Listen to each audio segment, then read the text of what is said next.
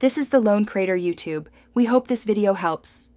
You'll begin by getting a VPN plan that explicitly supports router installation or device sharing. That matters because the Xbox cannot run VPN apps natively. Once you have account credentials, sign into your router admin page or prepare a Windows/Mac computer for hotspot sharing. Make sure you know the router model and your Xbox's network name and MAC address. Start the router option if supported for whole home coverage. Otherwise, plan to create a VPN-protected hotspot from your PC. Now configure the middle steps.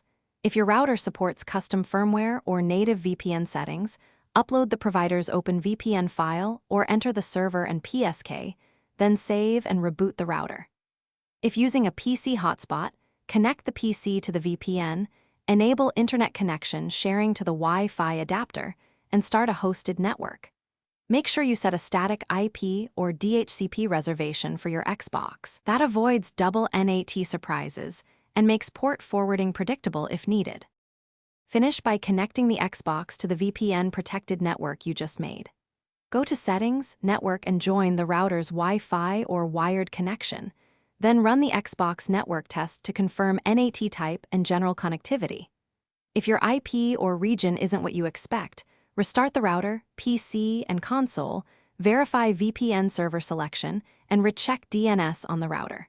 If problems persist, contact the VPN provider for router logs or try a different server. That single troubleshooting step. Thanks for watching. Consider subscribing if we helped you.